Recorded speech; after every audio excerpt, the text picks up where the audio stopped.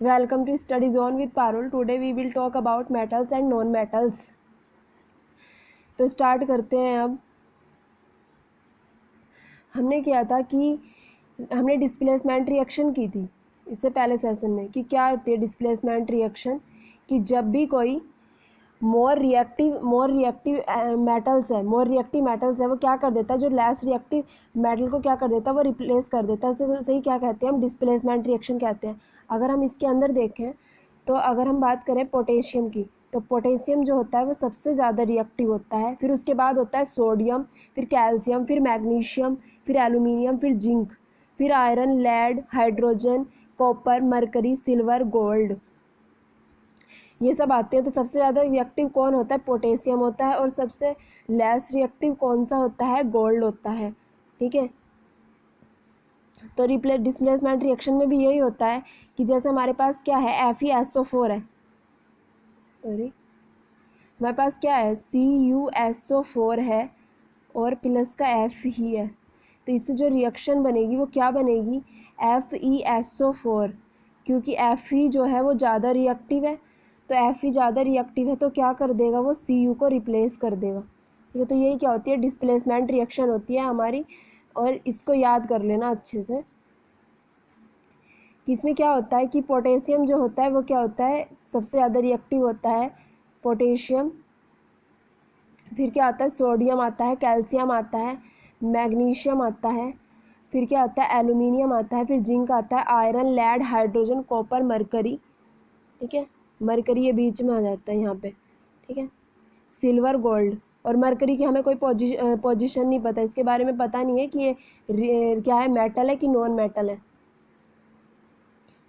Reaction of metals with base, जब reaction होती है मेटल्स की बेस के साथ, देखो क्या होता है, metal do not react with base, metal किसके साथ रिएक्ट नहीं करते, बेस के साथ रिएक्ट नहीं करते। सब मेटल्स जैसे कि क्या है, हमारे पास लेड है, जिंक है, एल्यूमिनियम है, किसके साथ रिएक्ट कर देते हैं, स्ट्रॉन्ग बेसिस के साथ रिएक्ट कर देते हैं। And produce the compound of metal and hydrogen, और प्रोड्यूस क्या करते हैं,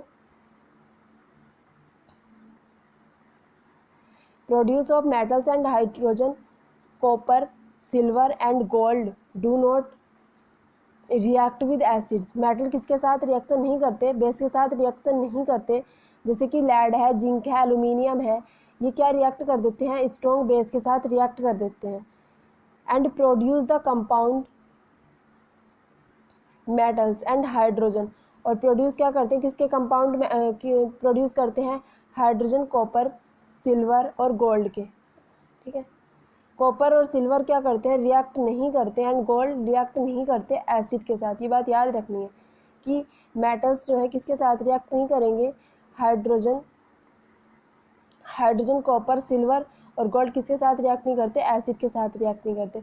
डिस्प्लेसमेंट रिएक्शन क्या होती है, ये chemical reaction that takes a place when an element replace another elements. अभी बताया था कि कोई भी अगर मोर रिएक्टिव एलिमेंट है तो लेस रिएक्टिव एलिमेंट को क्या कर देता है, वो डिस्प्लेस कर देता है। इसे ही हम डिस्प्लेस रिएक्शन कहते हैं, डिस्प्लेसमेंट रिएक्शन। देखो हम यूजेस क्या होते हैं कि मेटल्स के जो है कहाँ कहाँ पे यूज होता है मेटल्स, कॉपर किस में यूज होता है, making electric wire, electric wires बनाए जाते हैं जिन्हें हम इलेक्ट्रिसिटी के अंदर यूज़ करते हैं, केबल्स बनाए जाते हैं, कॉइन्स बनाए जाते हैं, अलॉयज बनाए जाते हैं, ब्रास और ब्रॉन्ज बनाए जाते हैं। ठीक है, एल्यूमिनियम का क्या बनाया जाता है, मेकिंग सॉफ्ट ड्रिंक कैंस, जो सॉफ्ट ड्रिंक आती है, कैंस आती हैं, जैसे कि कोई भी वो आती है पेप्सी वगैरह आती है ना, तो उसकी जो कैंस होती है वो किसकी बनाई जाती है, एल्यूमिनियम की बनाई जाती है, जो वाइट वाइट सी दिखती है। कुकिंग पॉट्स बनाए जाते हैं। ठीक है, एलोइज। और जिंक से क्या बनाया जाता है, मेकिंग ब्रास। ठीक है, गैल्वेनाइज्ड आयरन सीट, जो गैल्वेनाइज्ड आयरन सीट होती है वो बनाई जाती है। Tin coating, tin cans. ठीक है, क्या होती है जो टिन कैंस, मतलब कि क्या होती है, कोटिंग होती है टिन कैंस की। मेकिंग अलॉयज, मेकिंग अलॉयज बनाए जाते हैं, जैसे कि क्या, ब्रोंजे, सोल्डर और पाउडर। मैग्नीशियम का क्या यूज होता है, मेकिंग फायर वर्क्स। ठीक है, फायर वर्क्स बनाने में। और क्या, फ्लेम और अलॉयज। आयरन का क्या यूज होता है, मोटर कार की बॉडीज़ बनाने में। ब्रिजेस बनाने में, बिल्डिंग कंस्ट्रक्शन बनाने में। जब हम बिल्डिंग बनाते हैं तो हमें आयरन की ज़रूरत होती है, कंस्ट्रक्शन करते हैं कहीं पे भी आयरन की ज़रूरत होती है। एंड मेकिंग इनटू स्टील, और स्टील के अंदर भी क्या होती है, आयरन की क्या होती है, परसेंटेज होती है थोड़ी। अब बात करते हैं हम नॉन मेटल्स की। नॉन मेटल्स के क्या क्या यूज होते हैं। Sulphur is used for making sulphuric acid. Sulphur किस लिए यूज होता है, सल्फ्यूरिक एसिड बनाने के लिए यूज होता है। साल्ट ऑफ मेटल्स, मेटल्स के साल्ट बनाने में यूज होता है। और इसी oxygen used for respiration, oxygen किस लिए यूज होता है, रेस्पिरेशन। जैसे हम ब्रीथिंग करते हैं वो ऑक्सीजन से करते हैं, ऑक्सीजन की ज़रूरत होती है एक बंदे को जीवित रहने के लिए। बर्निंग ऑफ फ्यूल्स, फ्यूल्स की, कहीं भी हम क्या लगाते हैं, कहीं भी हम आग जलाते हैं तो उसके अंदर अगर ऑक्सीजन हो तो आग नहीं जलेगी, ऑक्सीजन की ज़रूरत होती है अगर हमें क्या जलानी है, आग जलानी है। तो fire, burning of fuels, fuels को जलाने के लिए भी किसकी ज़रूरत होती है, ऑक्सीजन की ज़रूरत होती है। Nitrogen is used for making ammonia, जो अमोनिया बनती है जिसे क्या कहते हैं, NH3। अमोनिया होती है वो, उसे बनाने के लिए किसका यूज होता है, नाइट्रोजन का यूज होता है। ठीक है, which is used for making fertiliser. और नाइट्रोजन से क्या भी बनती है, सॉरी अमोनिया से क्या भी बनता है, फर्टिलाइजर भी बनते हैं। ठीक है, fertiliser. Hydrogen use for making ammonia, hydrogen के अंदर H3 है तो ये किस में यूज होगा, अमोनिया में भी यूज होगा। Which is used for making fertiliser, जो कि यूज होता है फर्टिलाइजर बनाने के लिए। As fuel in rockets, rockets में जो फ्यूल होता है वो उसमें भी यूज होता है।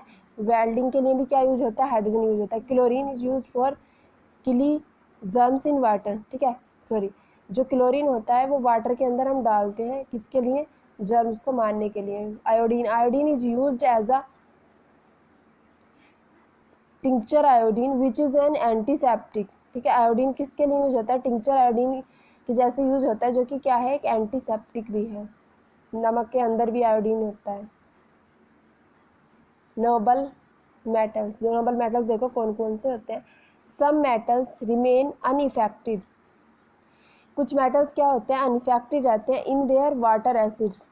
ठीक है, वाटर एसिड सॉल्यूशन में, वाटर एसिडिक सॉल्यूशन में, या क्या लेते हैं हम, एल्केलाइन सॉल्यूशन में रहते हैं तो वो इनएफेक्टेड रहते हैं।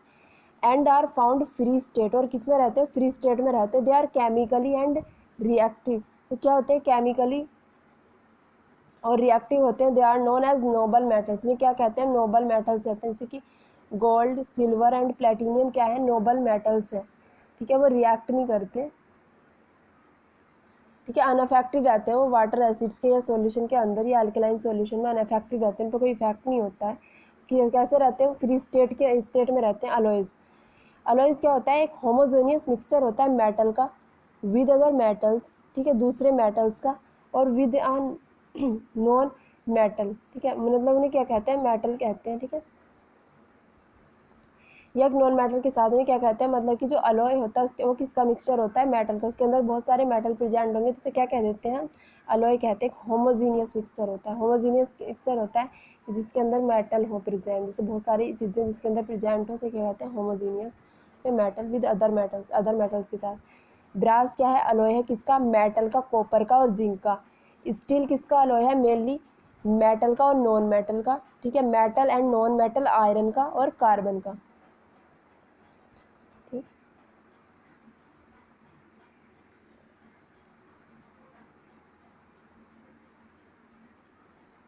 सॉरी यहाँ पे नॉन मेटल है, नॉन मेटल। ठीक है, किसका मिक्सचर है, मेटल का, मतलब कि जो अलॉयज होता है उसके अंदर क्या होते हैं, मेटल भी होता है, नॉन मेटल भी होते हैं, जिन्हें हम क्या कहते हैं, अलॉय कहते हैं। ब्रास क्या है, brass is an alloy of two metals, copper and zinc. Brass के अंदर क्या क्या कौन कौन से मेटल होते हैं, कॉपर और जिंक होता है। और स्टील के अंदर क्या होता है, मेटल और नॉन मेटल होते हैं, आयरन और कार्बन होता है। ठीक है, लोहा भी होता है उसके अंदर, कार्बन भी होता है स्टील के अंदर। देखो, allowing is a very good method of improving the properties of a metal. ठीक है, अलोय क्या कर देता है, अगर हमारे पास क्या है कि कोई भी क्या है, बहुत ही सॉफ्ट, बहुत सॉफ्ट मेटल है। ठीक है, तो उसे क्या कर देगा, अगर हम उसे मतलब अलोइंग करें उसकी, तो क्या कर देगा, उसे हार्ड बना देगा। मतलब हम उसके अंदर अगर क्वांटिटी मिला दें कार्बन की, ठीक है, जैसे कि हमारे पास क्या है, प्योर आयरन है, बहुत सॉफ्ट होता है। अगर हम उसके अंदर कार्बन की आइडेंटिटी मिला दें, थोड़ी सी क्वांटिटी मिला दें कार्बन की, तो क्या बन जाएगा, वो हार्ड बन जाएगा, हार्ड बन जाएगा। तो ये क्या करता है, अलॉय हेल्प करता है कि हार्ड, ये क्या कर सकता है, हार्ड कर सकता है और स्ट्रॉन्ग बना सकता है किसी भी मेटल को। The melting point of alloys, melting point जो होता है अलॉयज का हाइयर भी हो सकता है और लोअर भी हो सकता है देन द पेरेंट मेटल। जो पेरेंट मेटल है जिससे वो चीज़ बनाई जा रही है, अलॉय बनाया जा रहा है ना, जो पेरेंट है जिसकी मतलब मात्रा ज़्यादा है उसके अंदर, जिससे मेनली वो बन रहा है, तो उससे क्या होगा कि उसका जो होता है वो क्या हो सकता है, मेल्टिंग पॉइंट हाइयर भी हो सकता है और लोअर भी हो सकता है। किस पर डिपेंड करता है, पेरेंट मटेरियल पर, सॉरी पेरेंट मटेरियल से ज़्यादा, ठीक है, कि पेरेंट मटेरियल से ज़्यादा क्या हो सकता है, उसका मेल्टिंग पॉइंट लोअर भी हो सकता है और हाइयर भी हो सकता है। It makes metal more resistance, ये क्या बनाता है, ज़्यादा रेसिस्टेंस बनाता है। It makes more metals more resistant to attack by chemicals and atmospheric corrosion, ठीक है। इससे क्या होता है, जो रेसिस्टेंस होती है वो क्या हो जाती है इसकी, इससे ज़्यादा हो जाती है। अगर अलोइंग करते हैं तो मतलब कि अलोई से क्या हो जाती है, अगर कि किसी की भी चीज़ के अंदर, जैसे आयरन के अंदर हम क्या मिला दें, कार्बन की क्वांटिटी मिला दें, तो उसकी रेसिस्टेंस क्या हो जाएगी, बढ़ जाएगी, क्योंकि वो क्या हो जाएगा, हार्ड भी हो जाएगा, ठीक है। तो केमिकल्स वगैरह का या एटमॉस्फेयर का क्या होता है, उस पर कोरिजन के द्वारा जो अटैक होता है वो क्या बनाता है, उससे ज़्यादा रेसिस्टेंस मिल जाती है उससे।